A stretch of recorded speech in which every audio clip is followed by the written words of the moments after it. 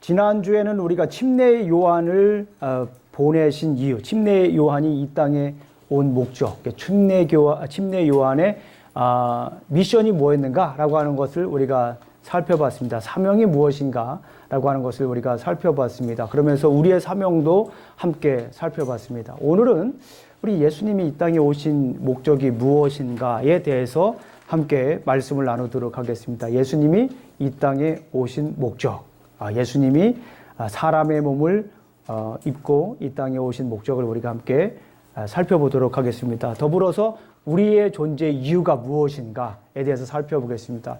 요한복음을 우리가 계속 살펴보고 있지만 요한복음에 대한 질문이 있어요. 그건 예수님은 누군가라고 하는 거예요. 요한복음 전체에 대한 질문은 예수님은 누군가에 대한 거. 그리고 조금 더 구체적으로 적용하자면은 우리는 누구인가라고 하는 그런 질문이 요한복음 전체에 이렇게 흘러가고 있습니다. 그래서 어딜 가든지 그 질문이 흘러가고 있어요. 그 질문에 대해서 우리가 답을 하면 우리가 어떻게 살아가야 하는지를 알 수가 있습니다. 예수님이 이 땅에 오신 목적 너무나 막 설레지 않습니까? 오늘 우리가 아침에 찬양을 하기도 했지만요. 막 예수님이 이 땅에 오신 목적을 생각하면 너무나 설레기도 합니다. 목적을 두 가지로 한번 생각해 보았습니다. 첫 번째, 사람이 되라. 한번 따라해 보겠습니다. 사람이 되라. 예. 자, 그리고 두 번째는 영광을 보여라. 예수님이 이 땅에 오신 목적이 이 두 가지다. 저는 이렇게 생각을 했습니다. 오늘 본문을 여러 번 읽으면서 오늘 본문에서 얘기하고자 하는 내용이 바로 첫 번째는 사람이 되라. 두 번째는 영광을 보여라. 라고 이렇게 이해를 하고 또 해석을 했습니다. 자, 그러면 우리 함께 말씀을 나눠볼게요. 사람이 되라. 여러분들 사람이 되라. 그런 말씀을 들으면 무슨 생각이 들어요? 만약에 예를 들어서, 제가 제 자녀에게 너 좀 사람 좀 되라. 그러면은 무슨 생각을 할 것 같아요? 좀 기분이 좋지는 않을 거예요. 만약에 또 여기 제 조카가 있어서 아침에 일베베 때는 조카 예를 들었는데, 야, 너 현아야, 좀 사람 좀 되라. 그러면은 굉장히 기분이 나빠할 수 있는 그런 상황이지 않습니까? 누구나 이게 쉽게 할 수 있는 얘기는 아니에요. 근데 오늘 본문을 보니까 예수님도 그런 얘기를 들었어요. 누구에게 들었습니까? 하나님으로부터 얘기를 들었어요. 사람이 되라. 말씀이 육신이 되었다라고 하는 말은 바로 사람이 되신 우리 예수님에 대해서 얘기를 하는 거예요. 이 사람이 됐다라는, 말씀이 육신이 되었다라고 하는 말은 정말 우리가 이해하기 힘든 내용 중에 하나입니다. 이걸 굳이 신학적인 용어로 성육신이라고 합니다. 그리고 영어로 말하면 incarnation이라고 합니다. incarnation이라고 하는데요. 참 어려운 교리 중에 하나입니다. 그런데 중요한 건 뭐냐면 이거를 이해의 눈으로 바라볼 것이 아니라 무슨 눈으로 봐야 됩니까? 믿음의 눈으로 이걸 보면은 큰 문제가 되질 않습니다. 그러나 이 믿음을 가지고 있는 분들, 성경을 아는 분들은 이게 큰 어려움이 되질 않아요. 그런데 성경을 모르거나 혹은 아직 이 믿음의 눈을 장착하시지 않은 분들은 좀 이해하기가 어려운 부분이다라고 볼 수가 있습니다. 사람이 육신이 되었다라고 하는 말은요, 헐로고스, 사르키스, 카이, 에게네토라고 하는 말인데요. 이거는 진짜 사람의 모습으로 입고 왔다라고 하는 거예요. 이 사르크스라고 하는 거는 진짜 사람의 이 육신을 얘기할 때 성경에서 사르크스라고 하는 단어를 써요. 그러니까 예수님은 100% 사람이다라고 하는 거를 강조하는 거예요. 근데 이러한 사건이 있었잖아요. 예수님이 100% 사람이 되는 사건이 성경에 기록되어 있는데 어떤 사건이죠? 어떤 절기죠? 아직도 감이 안 잡아요. 크리스마스입니다. 크리스마스가 바로 예수님이 신이신 하나님이 사람의 몸을 입고 오는 게 바로 크리스마스이지 않습니까? 우리 크리스마스 때면은 막 선곡도 하고 찬양도 하고 기뻐도 하고 막 다 문제가 별로 없어요. 그런데 요한복음에 와서 이 성육신에 대한 얘기를 하면 굉장히 막히거든요, 우리가. 어쨌거나 우리 주님께서는 사람의 몸을 입고 이 땅에 오셨습니다. 가만히 생각을 해보면 우리가 이해의 삶을 살고 있는 것 같지만 가만히 따져봤어요. 생각을 해봤어요. 그런데 사실은 우리가 이해의 삶을 사는 것보다는 믿음의 삶을 살고 있다라는 생각이 들었어요. 이 본문 말씀을 준비하면서요. 여러분들 제가 몇 가지만 한번 예를 들어보겠습니다. 여러분들 이 세상을 다 이해하면서 살아요? 바람이 어떻게 생겨서 어떻게 흘러가는지 다 이해하세요? 그러면 사람이 어떻게 태어난지 다 이해하세요? 사람의 숨이 이해가 되세요? 예. 조금 더 구체적으로 여러분들의 아버지가 이해되세요? 자녀들이 이해가 되세요? 다 이해하고 사시는 거예요? 아니잖아요. 믿음으로 살고 있는 거예요. 그리고 여러분들 질문 하나 던지시죠. 여러분들 시간 속에 항상 살잖아요. 막 시간 없어. 빨리빨리. 시간이라는 그런 개념이 있잖아요. 여러분 시간이 뭔지 아세요? 이해되세요? 제가 예전에 읽은 책 중에 굉장히 대학교 다닐 때 학부 다닐 때 읽은 책입니다. 제가 읽은 책 중에 가장 어려운 책이에요. 지금까지. 스티븐 호킹의 시간이라는 책이 시간의 역사라는 책입니다. 저는 그때 그 책을 읽느라고 이를 뽀득뽀득 갈고 읽었는데 죄송합니다. 그런 표현 써가지고 이해를 못했어요. 그래서 요즘 다시 읽어볼까 생각을 하고 있어요. 그래서 그걸 다시 읽기는 조금 불안하고 또 두렵고 해서 요즘 제가 읽고 있는 책이 있습니다. 까를로 로벨리라고 하는 물리학자가 있습니다. 시간은 흐르지 않는다라는 책을 읽고 있는데요. 제가 왜 그 책을 읽냐면 요한계시록을 강의하면서 그런 느낌을 받았기 때문에 시간에 관한 요한계시록은 과거, 현재, 미래에 대해서 많은 부분들에 대해 얘기를 하는데 가만히 읽어보니까 요한복음의 시간은 굉장히 영원해요. 어느 한 곳에 멈춰 있지 않아요. 이렇게 좀 우리가 볼 때 어쩜 정비되어 있는 듯한 느낌도 있고요. 그래서 제가 그 책을 읽고 있는데 이해가 잘 되질 않습니다. 여러분들 땅에서의 시간과 산에서의 시간이 다르다는 거예요. 여러분 이해되세요? 다 우리가 시간 속에 살고 있잖아요. 근데 이해되면서 사는 건 아니잖아요. 어쩌면은 우리가 이해의 시대를 살고 있는 것이 아니라 믿음의 시대를 살고 있는 줄도 몰라요. 그런데 우리는 모든 것들을 다 이해해야만이 살 수 있다라고 생각을 하거든요. 그런데 한번 이 예수님이 오늘 여기 계신 분들은 다 이 문제에 대해서 큰 어려움은 없을 겁니다. 그러나 혹시 그런 질문을 가지고 있는 분들이 있어요. 어떻게 하나님이 사람이 될 수 있을까? 어떻게 영원자가 무한자가 유한자가 될 수 있을까? 어떻게 영원이라는 것이 어떻게 시간으로 들어올 수 있을까? 이거는 이해하기 쉽지 않은 부분입니다. 그런데 오늘 성경 말씀을 보니까 하나님이 사람이 되었다. 이거는 우리가 믿음의 눈으로 보게 되면 큰 어려움이 없습니다. 그리고 더 중요한 건 뭐냐면 이해가 안 되시는 분들은 성경을 좀 공부하셔야 되고요. 그리고 이걸 더 정말 삶 속에서 구체적으로 역동적으로 경험하고 싶은 분이 계시면 생명을 전하면 됩니다. 생명을 전하면 다시 말씀드리면 전도하게 되면 이게 우리의 이해를 뛰어넘는 하나님의 놀라운 역사가 이 안에 있다라고 하는 것을 체득하실 거예요. 예, 정말 이 말씀을 마음속에 깊이 경험하고 싶은 분이 계시다면 말씀을 한번 증거해 보십시오.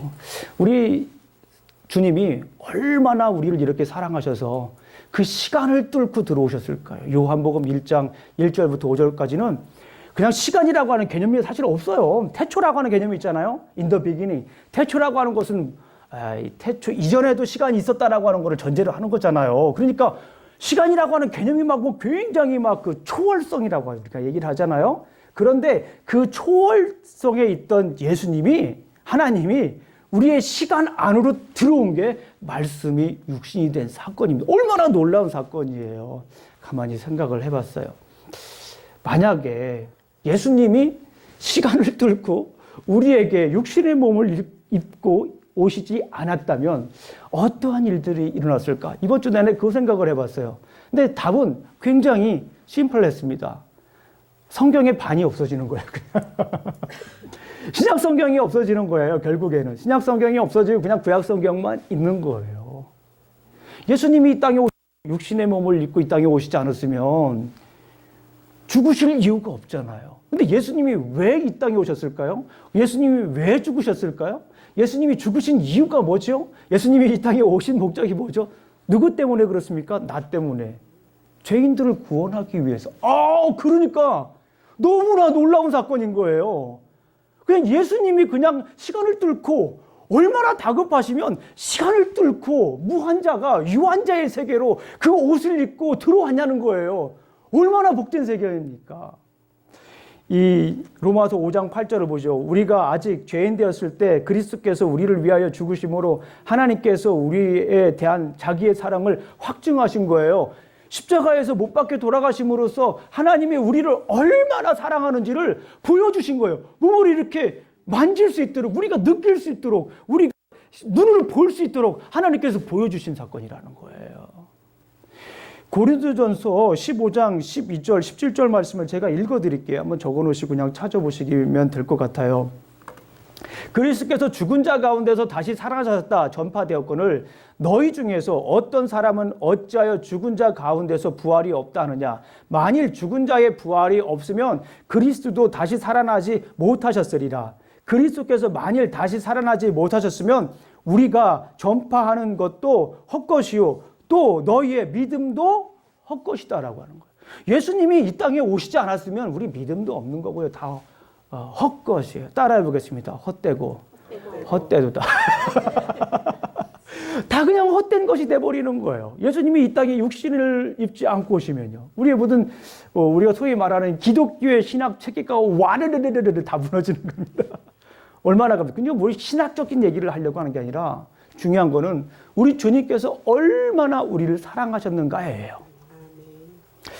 고린도전서 1장 12절 말씀 한번 찾아보겠습니다. 성경을 너무 안 찾으면 우리 성도님들께서 제 설교를 감상을 하셔요. 그렇기 때문에 찾아봐야 됩니다. 고린도전서 1장 24절 말씀을 한번 찾아보겠습니다. 고린도전서 1장 24절 말씀 우리 한번 보겠습니다. 너무나 중요한 말씀입니다. 저를 막 흥분케 하고 제 인생을 바꾸는 말씀 중에 하나였습니다. 자, 한번 보겠습니다. 시작. 오직 부르심을 받은 자들에게는 유대인이나 헬라인이나 그리스도는 하나님의 능력이요 하나님의 지혜니라. 예수 그리스도가 하나님의 능력일 뿐만 아니라 하나님의 지혜라고 하는 거예요. 신이신 예수님을 육신을 입어서 이 땅에 보내주셔서 우리를 그렇게 사랑하신 게 누구의 지혜라고 그러는 거예요? 하나님의 지혜라는 거예요. 말씀이 육신이 돼요. 인카네이션 된 거는 우리 하나님의 지혜예요. 말씀이 육신이 된 게 누굽니까? 예수님이잖아요. 그거는 바로 하나님의 지혜라고 하는 거예요. 하나님의 지혜 범위가 얼마나 커요. 이 천지를 만드신 주님께서 시간과 영혼을 왔다 갔다 하는 거, 그죠? 무한과 유한을 막 왔다 갔다 하는 얼마나 아름답고 큰 지혜입니까? 우리가 측량할 수 없는 지혜입니까? 우리 로마서를 보게 되면 로마서는 크게 두 부분으로 딱 나눌 수 있다고 그랬죠. 1장부터 11장까지는 신학적인 내용이에요. 그리고 12장부터 16장까지 실천적인 내용입니다. 우리 잘 아시는 것처럼. 앞에 부분을 조금만 더 나누면 1장부터 8장까지는 신학적인 부분, 9장부터 11장까지는 역사적인 부분을 다루고 있어요. 그런데 정말 신학적인 부분의 클라이맥스는 8장입니다. 정말 중요한 8장이에요. 하나님께서 예수 그리스도를 보내주셔서 우리를 정말 죄로부터 회방을 시켜 율법으로부터 회방시켜주고 하나님의 진노로부터 회방시켜 주셨다라고 선포하신 다음에 6장, 7장, 8장에서 이 8장 마지막에서 그런 말씀을 선포합니다. 누가 우리를 그리스도의 사랑에서 끊으리요. 환난이나 곤고나 핍박이나 위험이나 적신이나 칼이랴. 그 어떤 것도 예수 그리스도 안에 있는 하나님의 사랑에서 끊을 자가 없다. 예수 그리스도 안에 누가 있다고요? 하나님의 사랑이 거기 안에 있다라고 하는 것입니다. 우리는 가끔 그런 생각을 합니다. 나는 누구지? 나는 왜 이렇게 못났을까? 그러고서 거기서 끝나면 괜찮은데 우리 아버지는 왜 날 이렇게 낳았을까? 꼭 거기까지 진행한단 말이에요. 우리 어머니는 왜 이런 상황을 나에게 만들었을까? 예, 자기 자신을 생각하지 못하고 부모 탓을 할 수가 있습니다. 그리고 한국 사회에는 그게 굉장히 큰 영향을 줘요. 그래서 막 금수저다, 막 흙수저다, 막 그런 얘기도 막 있고 그렇잖아요. 그런데 정말 중요한 건 뭐냐면 우리가 잊지 말아야 될 게 있습니다. 예수님은요, 나를 얼마나 사랑하냐면요, 그 신이신 예수님이 하늘 영광 다 버리고 이 땅에 오셔서 나를 구원해 주시기 왔다라는 거예요. 그래서 로마서를 기록한 바울은 그렇게 얘기하지 않습니까? 누가 우리를 그리스도의 사랑에서 끊으리요? 끊을 자가 아무도 없다라는 거예요. 그만큼 예수님은 우리를 사랑하신다라는 거예요. 환난이나 여러분들에게 환난이 있습니까? 환난도 여러분들 그 사랑에서 끊을 수가 없다라는 거예요. 곤고, 핍박, 적신, 위험, 칼? 혹시 누가 칼 들여야 됩니까? 그만한 위협 속에 있습니까? 사랑에서 끊을 수 없다라는 거예요. 누구 안에 있는 사랑입니까? 예수 안에 있는 하나님의 사랑에서 끊을 수 없다라는 이 놀라운 사건이 말씀이 육신이 되어라고 하는 그 말씀 속에 여러분들 담겨져 있는 것입니다. 우리 사랑하는 성도님들, 예수님은요, 우리를 그렇게 사랑하십니다. 하나님은요, 당신의 아들 소중한 예수 그리스도를 이 땅에 보내주실 만큼 우리를 사랑하시는 거예요. 이 말씀이 믿어지십니까? 자, 그 다음에 우리 두 번째로 넘어가겠습니다. 제가 요즘 목표를 잡고 있는 게 있어요. 설교를 30분 안에 끝내자. 훈련을 하겠습니다. 계속해서. 그러면 좀 빠질 건 빼지 말고 열심히 하자. 어쨌거나 예수님이 이 땅에 오신 두 번째 목적. 그러니까 사람이 되라 그러면 언뜻 들었을 때는 야, 이거 성경에서 말하는 거하고 정반대 아니야라고 할 수 있는데 사람이 되라고 한 이유가 뭐였습니까? 우리를 구원해 주기 위해서. 죄인들을 구원해 주기 위해서. 하나님의 사랑을 그렇게 표현한 거예요. 이게 바로 하나님의 지혜예요. 예수 그리스도를 신이신 예수님을 육신의 모습을 입고 이 땅에 와서 우리와 똑같이 아파하고 슬퍼하게 하고 돌아가셔서 우리를 구원해 주신 것. 이게 바로 하나님의 인사이트라는 거예요. 하나님의 지혜라고는 말씀하고 있는 거예요. 두 번째는 뭐냐면 영광을 보이라라고 이렇게 말씀을 하는 거예요. 사람이 되라. 하나님께서 예수님에게 말씀하셨어요. 사람이 돼서 구원해라. 두 번째, 영광을 보이라. 오늘 요한복음 1장 14절 다시 한번 읽겠습니다. 요한복음 1장 14절부터 18절까지는요, 14절 안에 다 담겨져 있어요. 여러 번 읽어보니까, 연구해보니까 그렇더라고요. 1장 14절 보겠습니다. 1장 14절 보니까 말씀이 육신이 되었습니다. 그죠? 말씀이 육신이 되었어요. 예수님이 이 땅에 태어났어요. 근데 그 이후로는 그 결과들을 설명하는 거예요. 그 결과들을 설명하는데 한번 보십시오. 그 결과가 우리 가운데 거하심에 우리가 그의 영광을 보니. 아니, 이 말씀이 육신이 되어가지고 누구 안에 거한다라는 거예요? 우리 안에 거한다라고 하는 거예요. 우리 안에 거한다라고 하는 말은 하나님의 임재다라고 이렇게 표현할 수가 있습니다. 여기서 거한다라고 하는 헬라어 단어를 보게 되면 텐트를 친다 그런 뜻이에요. 텐트를 친다. 텐트를 친다 하면 떠오르는 구약적인 이미지가 혹시 떠오르는 분들이 있을 수 있겠어요. 저하고 성경, 그렇죠. 역시 의인들이 저희 교회. 텐트를 친다라고 하는 것은 이 구약 성경에서 태버네클 성막을 얘기를 하는 거예요. 그때 이 단어를 똑같이 씁니다. 텐트를 친다라고 하는 거예요. 왜냐하면 구약 성경에서 주님을 만날 때, 우리 하나님을 만날 때 어디로 갔습니까? 특히 성막으로 갔어요. 성막. 특별히 이제 출애굽 과정에서 말씀을 드리죠. 원래는 하나님과 에덴 동산에서 함께 했었잖아요. 그런데 에덴 동산에서 어떻게 했어요? 쫓겨났습니다. 그죠? 하나님 편에서 보면 쫓아냈습니다. 하나님께서 쫓아낸 거예요. 이스라엘 백성들이 막 아담과 쫓아내고 막 얼마나 화가 났는지 그냥 거기다가 막 천사를 모아가지고 불칼을 막 왔다 갔다 하게 얼씬도 못하게 막 그렇게 만들어 놓고 하나님께서 그 관계를 회복한 것이 성막이다. 좀 더 구체적으로 회복한 것이 성막이다라고 저는 생각을 합니다. 왜냐하면 성막과 에덴 동산에서 사용된 언어를 보게 되면 굉장히 많이 비슷해요. 그리고 이미지도 너무 비슷해요. 그래서 제가 이 에덴부터 요한계시록 새하늘과 새 땅까지 어떻게 전개되는가를 가지고 뭐 에덴 동생 성막, 템플, 예수님, 그리고 우리 또 새하늘과 새 땅 이런 식으로 한 학기 동안 강의를 한 적이 있습니다. 얼마나 중요한지 몰라요, 이것이요. 어쨌거나 중요한 건 뭐냐면 예수님을 만나는 장소가 이 성막이었습니다. 그래서 우리가 그거를 성막이라고도 하고 meeting place다라고 합니다. 왜 회막이라고도 해요. 거기서 우리가 주님을 만났어요. 거기가 왜 그렇습니까? 주님이 그 안에 있기 때문에 그래요. God's presence, the tabernacle presence, God's presence, 그죠? 하나님 God's presence and God's providence. 거기 안에 있는 거예요. 하나님의 임재와 하나님의 섭리가 그 안에 있는 거예요. 이 성막 안에.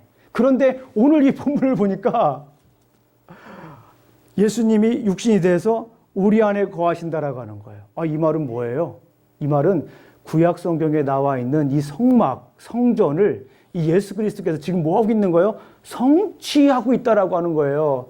우리 출애굽기 공부할 때 우리 성도님들 그런 얘기 많이 배웠잖아요. 뭐 저하고 공부 안 하셔도 잘 알 거예요. 구약 성경에 성막이 나와 있잖아요. 성막은 누구의 예표라고 그럽니까? 예수님에 대한 예표다. Tabernacle is a type of Jesus Christ. 성막이라고 하는 것은 자세히 살펴보게 되면 그 안에 예수 그리스도가 있어요. 그죠? 여기서 지금 자세히 말씀드릴 수는 없잖아요. 그 안에 예수 그리스도가 담겨져 있어요. 성막만큼 예수 그리스도의 보혈을 잘 이미 예표하는 것이 없어요. 물론 유대인들에게는 다른 의미가 있습니다. 그럼 우리 그리스도인들에게는 적어도 성막이라고 하는 것은 예수 그리스도에 관한 예표예요. 근데 그 말씀이 오늘 이 1장 14절에서 성취가 되는 거예요. 이 말씀이. 예수 그리스도의 오심은 하나님께서 성막과 성전에서 당신의 백성들과 함께 사시는 것에 대한 성취이다라는 것입니다. 이후 예수 그리스도는 성령을 통하여 교회와 그리스도인의 몸을 성전으로 삼아 거하시고 계시는 거예요. 우리 고린도전서 3장 16절 한번 찾아보겠습니다. 1 Corinthians chapter 3 verse 16입니다. 한번 너무나도 중요한 말씀이기 때문에 한번 찾아보겠습니다. 고린도전서 3장 16절 말씀이에요. 어떤 분이 그래요. 목사님 3장 16절만 가지고 한번 설교해봐요. 참 좋은 내용들이 많더라고요. 근데 찾아봤어요. 제가 그랬더니 정말 좋은 내용 많더라고요. 한번 찾아보세요. 나중에 가서요. 예, 오늘 근데 그렇게 저는 설교하고 싶지는 않았어요. 고린도전서 3장 16절 한번 찾아보겠습니다. 시작. 너희가 하나님의 성전인 것과 하나님의 성령이 너희 안에 거하시는 것을 알지 못하느냐? 누구든지 하나님의 성전을 더럽히면 하나님이 그 사람을 멸하시리라. 하나님의 성전은 거룩하니 너희도 그러하니라. 아, 여기에 보니까 우리 안에 거하셔서 우리가 뭐래요? 지금 성전이래요. 구약 성경에 있던 성막이래요. 바로 신약 그 솔로몬 때 있었던 그 성전이 바로 여기 있다라는 거예요. 지금 우리 안에 있다라고 하는 거예요. 오, 놀랍죠? 너무나 놀랍지 않습니까? Don't you know you yourself God's temple? 너 자신이 하나님의 성전인 것을 모르냐? 그러는 거예요. 우리가 지금 성전인 거예요. 여기 조금만 더 말씀드릴게요. 어떤 분 젊은이들이 그래요. 아유, 우리가 술 먹지 말고, 담배 피지 말고, 그 성경이 어디 나왔냐고 막 물어보는 사람들이 있는데, 담배는 없더라고요. 찾아보니까 제가 성경에. 그런데 저는 이 말씀이 참, 우리가 이미 하나님의 성전이에요. 근데 제가 그렇게 해요. 그 친구들한테, 너 다음 주일날 예배 시간에 담배 피고, 예배 시간에 술 먹을 자신 있으면 술 먹고 담배 펴 평상시에도. 그 제가 이런 얘기를 해요. 예배 시간에 와서 담배 그렇다고 진짜 피지는 말고 내가 그런 얘기를 하는데 너 예배 시간에 우리가 이 성경 말씀 봐봐. 이 성경 말씀 보면은 우리 몸이 하나님의 성전인데 우리 주님이 얼마나 아파하시겠니? 사실은 우리 주님이 아파하기 전에 집사람하고 애들이 아파해요. 저 혹시 요즘은 이제 저희 여성분들도 많이 이렇게 피시는 것 같으니까 남편도 힘든 거예요. 어쨌거나 중요한 건 이 말씀이 얼마나 중요한 말씀이냐면 말씀이 육신이 돼가지고 우리 안에 거하시는 거예요. 이미 그 구약 성경에서 말한 이 성막이 지금 여호와 안에 지금 이 말씀 안에서 성취되고 있다라고 하는 거예요. 우리 하나만 더 찾아볼게요. 고린도전서 6장 19절 조금만 더 가면 있으니까 찾아볼게요. 고린도전서 6장 19절 20절 똑같은 말씀이 또 안에 있습니다. 고린도전서 6장 19절에서 20절 말씀. 예, 한번 읽어보겠습니다. 시작. 너희 몸은 너희가 하나님께로부터 받은 바 너희 가운데 계신 성령의 전인 줄을 알지 못하느냐? 너희는 너희 자신의 것이 아니라 값으로 산 것이 되었으니 그런즉 너희 몸으로 하나님께 영광 돌리라. 예. 하나님께서 값을 치르고 여러분을 사신 것이다라고 하잖아요. 이게 하나님 은혜 아닙니까? 은혜. 하나님의 은혜로 산 것이니까 너의 몸으로 하나님께 영광 돌리라고 산 거 아닙니까? 그죠? 자기 몸은 잘 관리해야 됩니다. 예, 중요한 것은 여기서 끝나는 것이 아니라 하나님께서 이토록 말씀이 육신이 되어서 우리 안에 오셨다라고 하는 것이 우리가 하나님의 임재 장소가 된다라는 거예요. 미팅 플레이스가 된다라고 하는 거예요. 하나님의 성막이 된다라는 거예요. 이게 교회론이에요. 가장 중요한 교회론 중에 하나입니다. 그런데 성경은 여기서 끝나지 않습니다. 하나님의 영광을 또 말씀하시는 거예요. 우리 한번 또 1장 14절 요한복음 다시 옵니다. 요한복음 다시 1장 14절로 와가지고 보겠습니다. 요한복음 1장 14절 한번 보겠습니다. 예. 자, 우리 한번 천천히 한번 읽어보겠습니다. 시작. 말씀이 육신이 되어 우리 가운데 거하심에 우리가 그의 영광을 보니 아버지 독생자의 영광이요. 여기까지 보겠습니다. 말씀이 육신이 되었어요. 그 말씀이 우리 가운데 이제 거하시는 거예요. 근데 거기서 끝나는 것이 아니라 우리가 그의 영광을 본다라고 하는 거예요. 성막에 여러분 생각해 보세요. 성막에서 어떤 일이 일어납니까? 우리 출애굽기를 보게 되면은 성막이 다 완성이 됐습니다. 성막이 다 완성했을 때 거기에 어떤 일이 일어나 봉헌할 때 하나님의 영광이 쫙 임하시는 거예요. 솔로몬도 마찬가지예요. 솔로몬도 이렇게 성전을 다 만들어서 그가 봉헌할 때 성전에 하나님의 영광이 가득한 것을 보여줍니다. 그런데 이제 에스겔서를 가게 되면 그 성전에 임했던 영광이 어떻게 돼요? 떠나요. 그 에스겔이 참 마음이 아픈 성경입니다. 물론 이제 나중에 40장 이후로 보게 되면 성전이 다시 돌아오긴 하나님의 영광이 다시 돌아오긴 하지만요.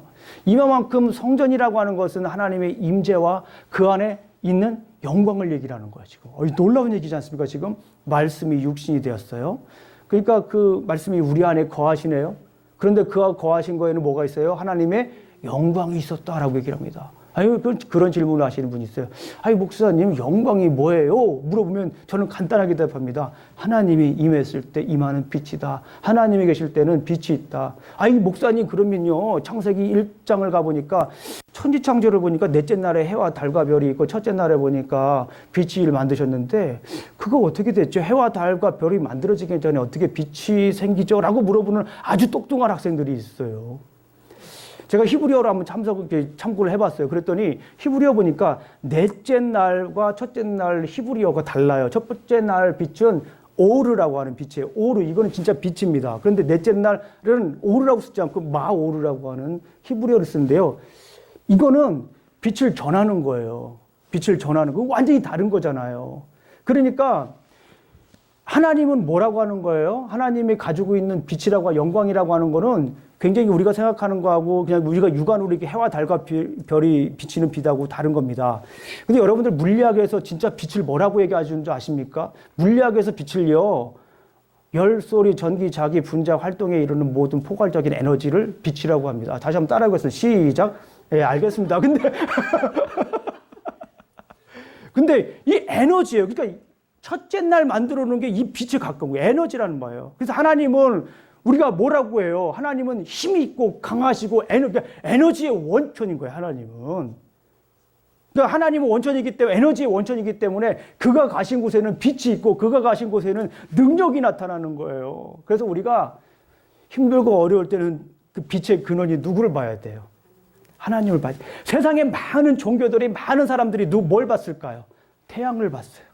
그래서 태양신을 만들어 놓은 거예요. 뭐 이집트라든가 로마라든가 다 그 태양신으로부터 기본이 돼 있어요.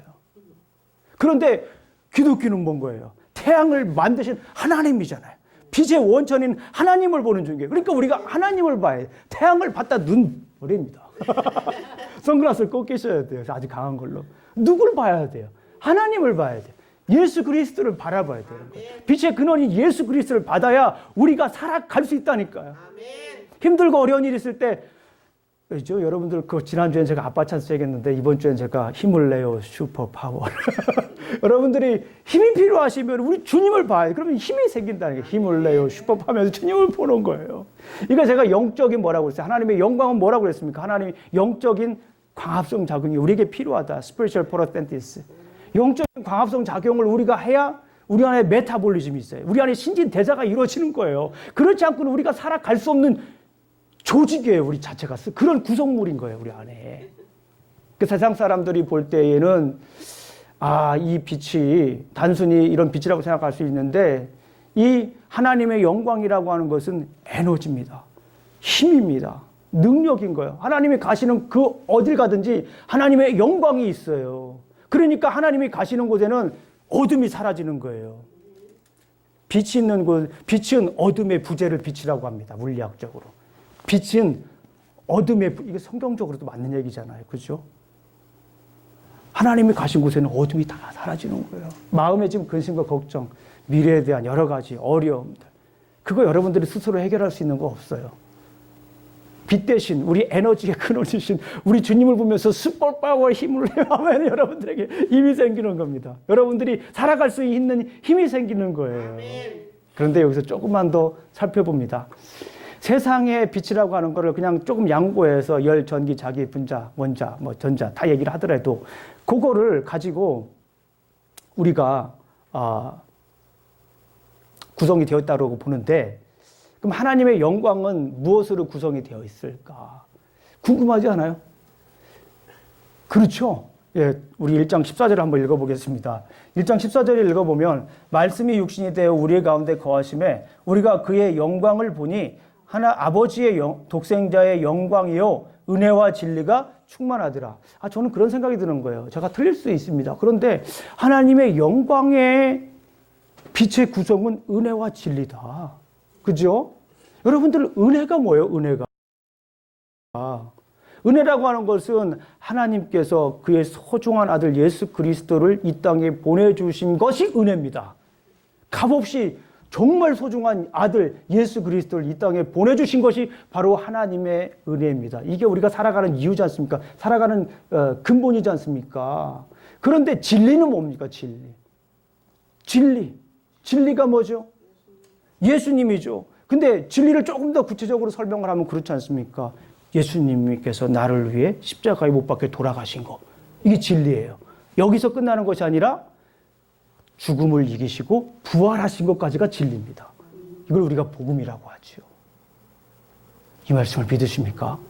근데 성경을 보니까 예수 그리스도께서 돌아가실 때 하나님의 영광이 함께 했고요. 예수님이 부활할 때 우리가 그거는 찾아볼 이유도 없고 하나님의 영광이 함께 하셨어요. 그 영광의 구성에는 은혜와 진리라고 하는 거예요. 은혜와 진리가 우리 안에 있을 때에 어떻게 됩니까? 우리는 그 어떤 것과도 바꿀 수 없는 모습으로 살아갈 수가 있는 거예요. 세상이니까 은혜와 진리를 우리가 알아야 돼요. 은혜와 진리가 그 안에 있어야 돼요. 그래야 우리가 정말 주님이 원하시는 삶을 우리가 살아갈 수 있는 줄로 믿습니다. 오늘 예수님이 이 땅에 오신 목적이 있어요. 그게 뭡니까? 사람이 되기 위해서 오신 거예요. 왜 사람이 되기 오셨습니까? 우리를 구원해 주기 위해서. 그리고 거기에서 끝나는 것이 아니라 하나님의 영광을 보여주시기 위한 거예요. 하나님이 어떤 분이신가를, 그의 영광의 힘이, 그의 능력이 얼마나 있는가를 보여주기 위한 거예요. 복음의 빛이 얼마나 강한 것인지, 진리의 빛이 얼마나 위대한 것인지, 은혜의 빛이 얼마나 우리 삶을 감동적으로 이끌어가는지를 보여주시기 위한 거예요. 그 빛이라고 하는 거예요. 제가 우리 선홍이하고 선민이하고 아주 어렸을 때부터 지금까지 학교로 아이들 하면서 그 내려가는 아이들에게 빼놓지 않고 하는 말이 있습니다. Shine your light. 네 안에 있는 하나님의 영광을 비추라는 거예요. 네가 학교에서 공부하지만 네 영광을, 하나님의 영광을 비추라는 거예요. 선생님에게도 비치고 친구에게도 비치고.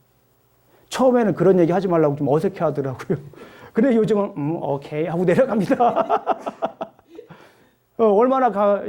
저녁 때도 또 우리 9시 되면 또 가정 예배를 드리는데 그 얘기를 빼놓지 않고 해요. Shine your light. 우리 그리스도인들은요, 그냥 예수님이 나를 위해 십자가에 못 박혀서 아멘, 땡큐, 지저스 하고 끝나는 게 아니에요. 이건 그리스도인이 아닙니다. 예. 빛을 비추어야 돼요. 내 안에 비추어야 돼요. 근데 내 안에 빛이 있어야 비추지. 그죠? 내 안에 빛을 한번 점검해. 내 안에 복음의 빛이 있는가? 진리의 빛이 있는가? 은혜의 빛이 있는가? 이걸 하나님의 영광의 빛이 내 안에 있는가를 점검해 봐야 됩니다. 직장에 가서도 그렇게 영광의 빛을 비춰야 됩니다. 직장이 얼마나 치열한지 목사님 몰라서 그래요. 그래도 어쩔 수 없습니다. 이게 우리의 사명인 거예요. 그거를 위해서 우리가 막 끊임없이 투쟁하면서 싸워야 되는 거예요.